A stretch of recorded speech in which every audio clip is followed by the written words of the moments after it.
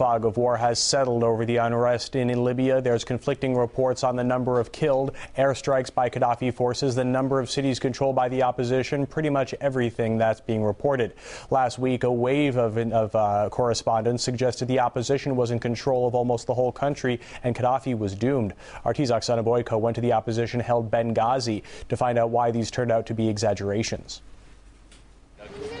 The allure of a war.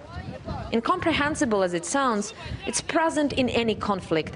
Just days ago, these parents feared for their children's lives. Today, they are taking their pictures in front of the tanks. The desire to be captured laughing in the face of danger is even stronger among journalists. And the conflict in Libya is providing a perfect setting for it. On TV screens, Bengasi may look like the center of the rebel resistance. The country is waking to another day of chaos. Gaddafi may have lost about half of his country. They watched these bombs fall from the skies. But in reality, it's more like a seaside resort than a conflict zone. Hotels are fully booked with journalists, and residents go about their daily lives. Here, boys are looking for new things to play with. Toy guns are in ample supply. Yet some reports sent from Bengasi refer to the situation in eastern Libya as war. Not a conflict zone where rebels are engaged in sporadic and isolated pitched battles with pro-Gaddafi forces, but an all-out war.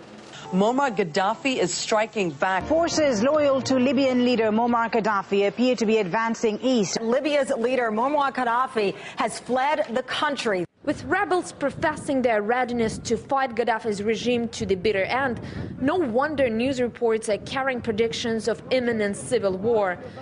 Yet, as the rebels' inability to mount a fully fledged offensive becomes more apparent, so is the unbalanced nature of the coverage. Rather than being impartial observers, some networks stop short of directing the protesters.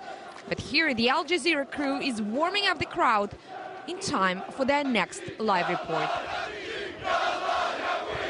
Jinan Musa was one of the first reporters to arrive in Bengasi. For several days, she's been traveling with the rebels about 200 kilometers west of the city. At some point, the pro-government forces opened fire at her crew, a focal point of her report. There's a war going on, and whether we like it or not, there's a front line, you know, and there are people with guns, and there are two sides fighting. News channels know that gunfire and explosions make for strong TV, but they also can't help to blow things out of proportion. And with journalists unable to report freely from Tripoli and other Gaddafi-controlled parts of Libya, some can find themselves sucked in by the rebel sides of the story. The rebels are just opening up to journalists. They just love them, and just whenever they take one city, we go with them, and then we go into the other city. But reporters need rebels too. Here in the opposition's press center in Benghazi, internet access is unrestricted and the coffee available 24 hours. The message is on the wall and sometimes finds its way into reports.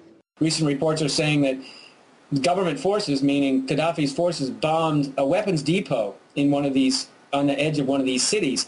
The weapons depot had already been taken over by the rebels, and it was a government weapons depot to begin with. The rebels took it over, but when Gaddafi bombed it, then, of course, he was the enemy and he was the dictator and he's the terrorist. If Canadian forces marched into Washington, D.C. and took over the Pentagon and we responded, nobody would call the American government a terrorist government for protecting our own interests. Many people think that being a war correspondent takes a lot of courage and hard work, but actually often it's much easier and far more enjoyable than routine journalistic assignments, especially when the receiving side is so accommodating. The problem here in Benghazi is that some reporters became not only part of the story, but its main driving force. And instead of hoping that full-blown confrontation and bloodshed could be averted, they're almost calling for it. Oksana Boyko, RT, Benghazi, Libya.